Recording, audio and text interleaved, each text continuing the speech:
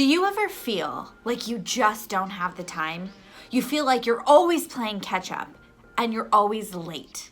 And you know what? You're overwhelmed. In fact, overwhelm is one of the regular words in your vocabulary.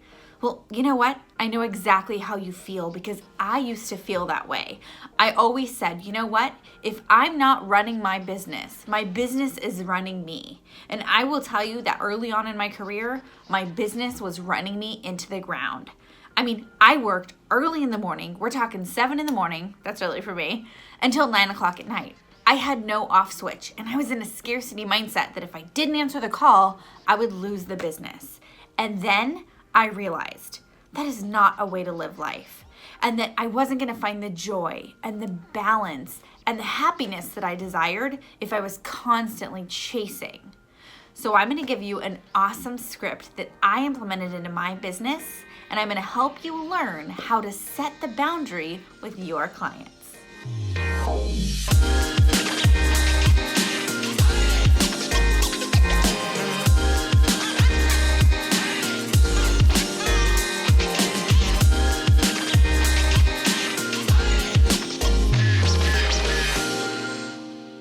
Okay, so I'm going to actually use for an example that I am in a buyer-broker appointment. Now, I'm in Northern California, and when we sit down with a buyer to purchase a house, we call it a buyer-broker. So I'm sitting down for the buyer-broker appointment, and I know that I need to set a healthy boundary for when I'm available with my client. Now, because I never want to lead with me, and I always want to lead with my client, I'm always thinking, how can I add value to this relationship? How can I deepen this relationship, make sure they know that they care? Because what is the 3 things somebody always asks themselves when they're going to work with you? Number 1, can I trust you? Number 2, do you care about me? And number 3, can you help me? And we want the answer to those 3 things to always be yes, yes, yes, right? So I sit down and let's say, for example, my client's name is Sam.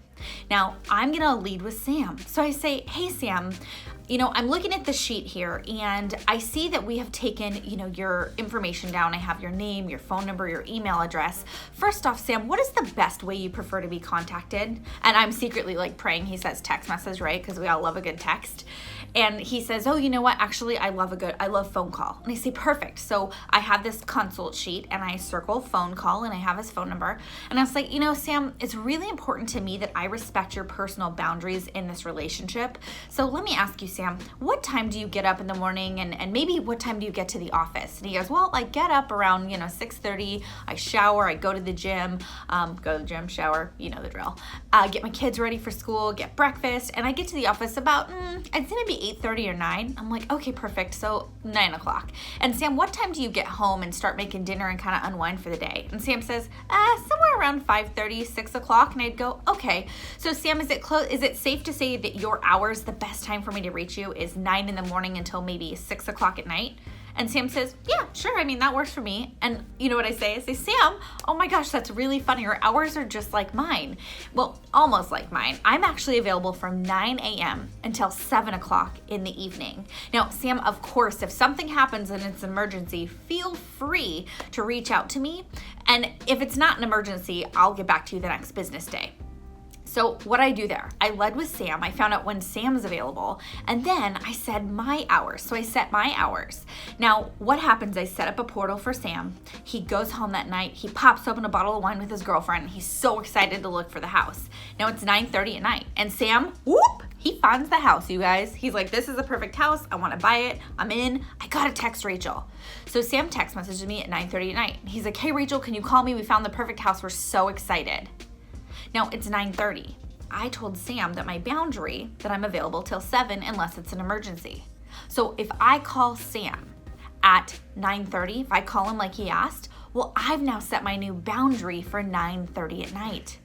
And what I ask you guys, is if you cannot respect your own boundary, how can you expect your clients to? And I will tell you, it doesn't happen overnight. In fact, it does take some practice.